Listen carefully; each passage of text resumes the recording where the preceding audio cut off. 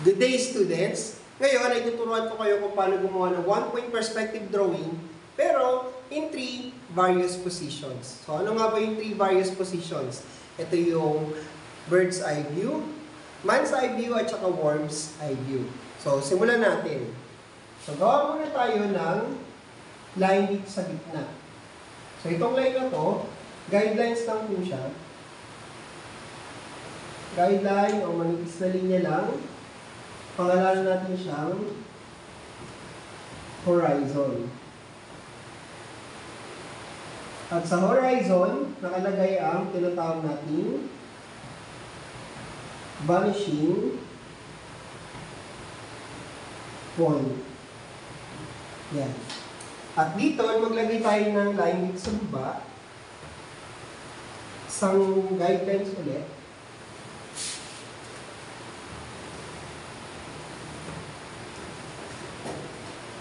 Isang guideline, pangalanan natin siyang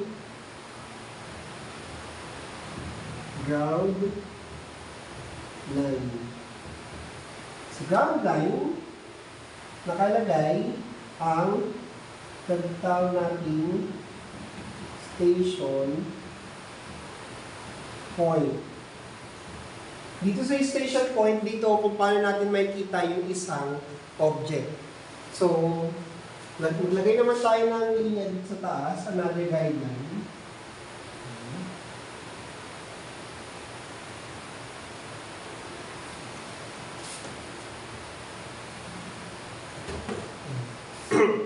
Then, vertical line.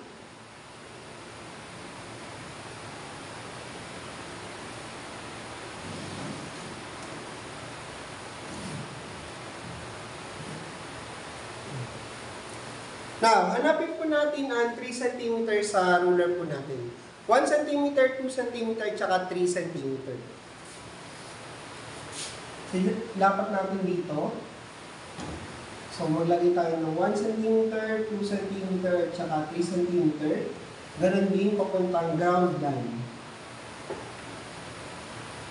So, 1 cm, 2 cm, tsaka 3 cm.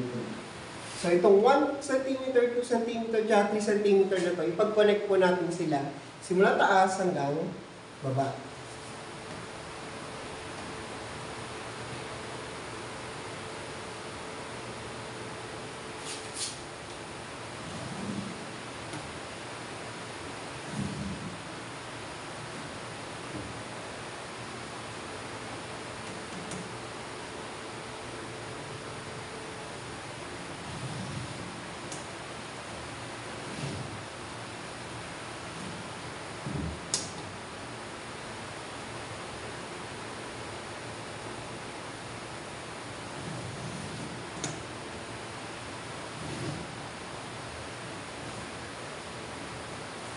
So, yan. May mga guidelines na tayong ginawa. So, hanapin ulit natin yung 1 cm, 2 cm, tsaka 3 cm sa ruler po natin.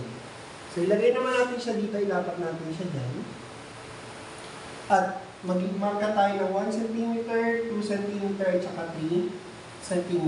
So, gawin din natin siya sa kabila. Dito sa kabilang linya. So, 1 cm, 2 cm, tsaka 3 cm po. Then, gawin natin siyang line. Pag-connect po natin itong dalawang lines na ito. 1 cm, 2 cm, at 3 cm. Tapos, dito din sa baba, ganun din yung gagawin natin.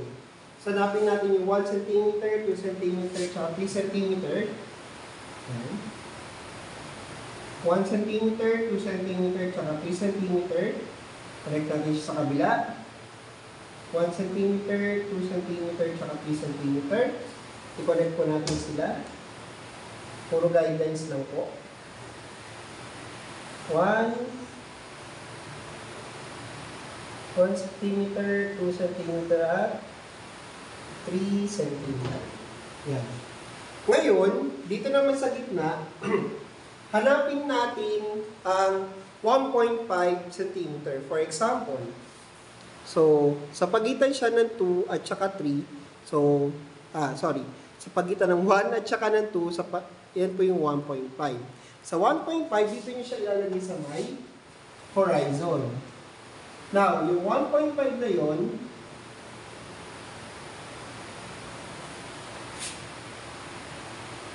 yung 1.5 na yon, so dito kayo maglalagay sa 0 ng 0, maglagay tayo ng mark dyan. Tapos, 1 cm na po tayo, 2 cm, tsaka 3 cm. So, kung mapapansin po ninyo, naging gitna yung horizon dito sa 1.5 na sukat po natin. So, gawin din natin siya sa kabila. 0, 1 cm, 2 cm, tsaka 3 cm. So, ganito po yung magiging itsura po niya. Then, pag-connect po natin, 0, 1, 2, at saka 3. So, ganito po yung magiging itsura ng ating mga guidelines. Now, ano pong sunod? So, gagawin na po natin siyang pahagdan. So, kakapal na po natin yung lines. So, yung 1, 2, 3, 4, 5, 6 na steps po. So, kapalan muna natin yung likod. Dito muna tayo sa taas. 1,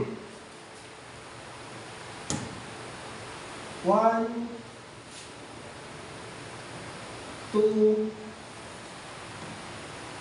3, 4,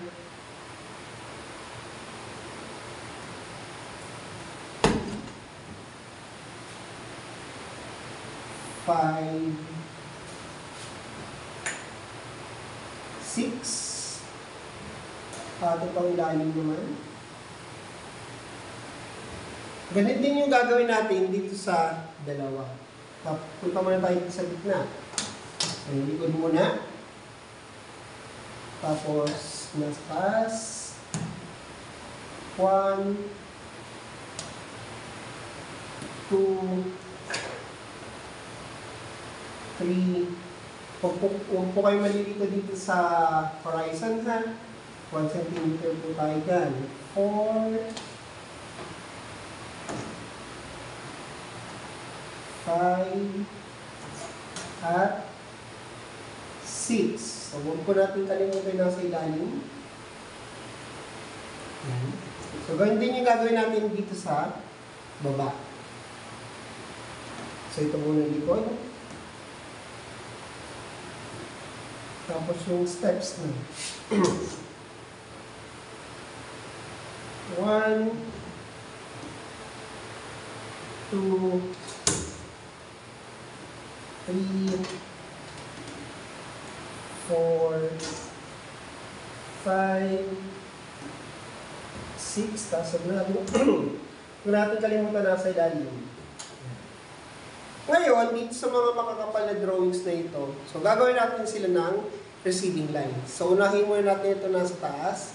So gawa natin siya ng receiving line dito sa point na ito, dito sa point na ito, dito, ito, at saka yan.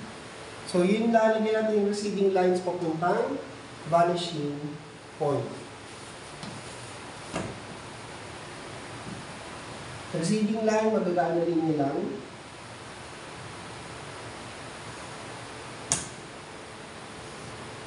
Yan, kasi ito naman. Receiving line, papunta dito sa vanishing point.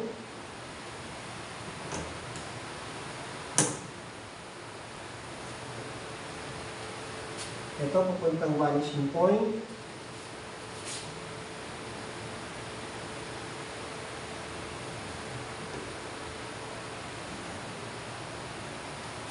Ito, papuntang vanishing point.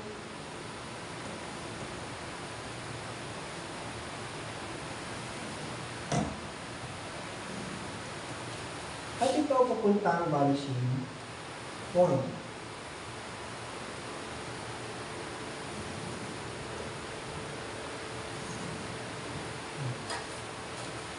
Ngayon, hanapin ulit natin ang 3 cm sa ruler po natin. Ngayon, 3 cm na yung gagamitin natin. So, 3 cm, Tapos kapalan po natin yung 3 cm na ito. 3 cm. Next, kapalan po natin yung receiving line. 3 cm. Ganun din, kapalan po natin itong linya ito ng 3 cm. Lahat ng receiving lines, kapalan natin ng 3 cm.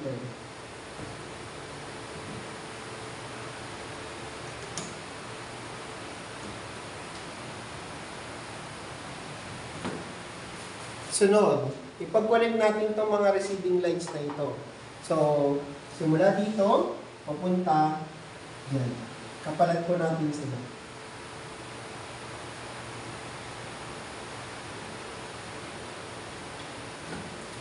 Sunod, itong point na ito, papunta dito sa taas na yan. So, vertical line. So, sunod, ito, gagawin na natin siyang vertical line. Hindi natin siya ipapalit sa ibang receiving lines. At ganoon din dito sa isa, vertical line. So, yan na. So, dito, tatawagin natin siyang worms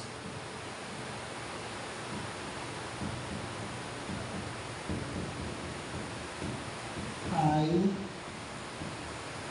view. Worms eye view. Next, dito naman tayo sa gitna. So, maglagay tayo ng receiving lines dito, dito, dito, dito, yan. Yan mga yan. Lalagyan natin sila ng receiving lines pupuntang vanishing point. So, simulan natin dito. Lagay tayo ng receiving line pupuntang vanishing point. Receiving line ulit pupuntang vanishing point.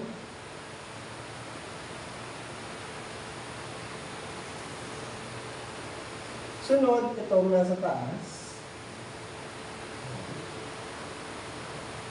Receiving line papuntang vanishing point. At itong nasa taas, receiving line papuntang vanishing point. So, ganito yung magiging itsura po niya. At hanapin ulit natin ang 3 cm sa ruler po natin. At kapalan po natin yung mga receiving lines na ito ng 3 cm. 3,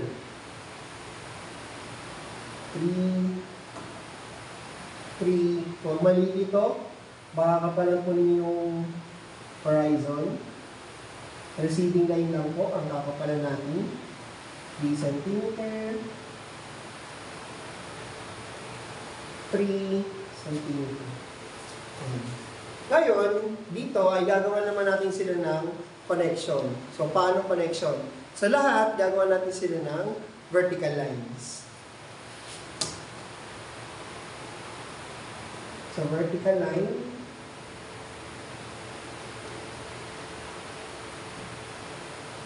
At vertical line. Pangalanan natin siya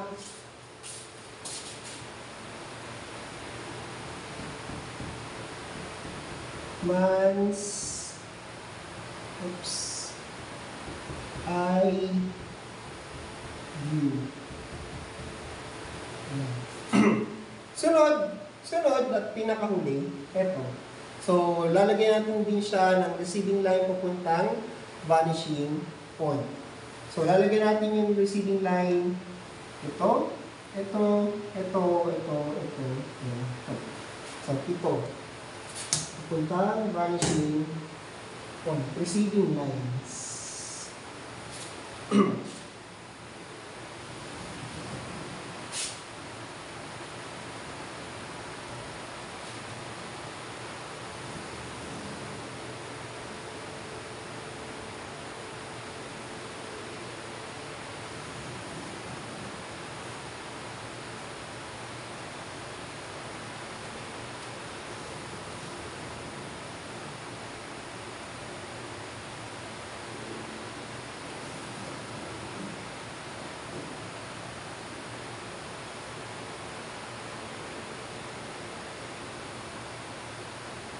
receding lines lang ginagawa natin para magaan ang linya.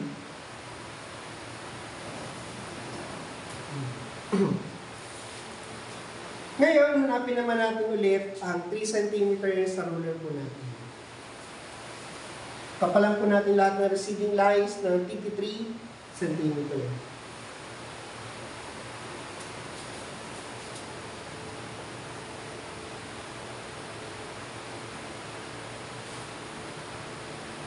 Centimeter.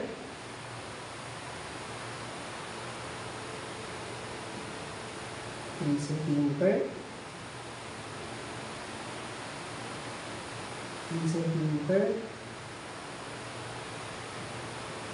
3 centimeter. 3 centimeter. 3 centimeter.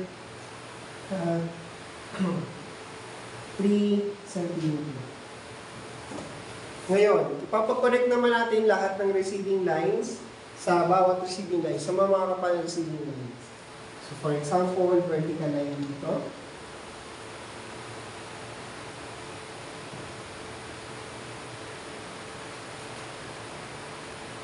Horizontal line naman dito. Vertical line naman ulit.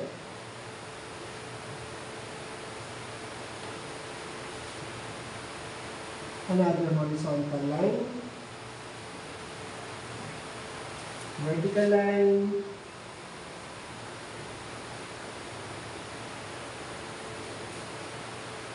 at another horizontal line.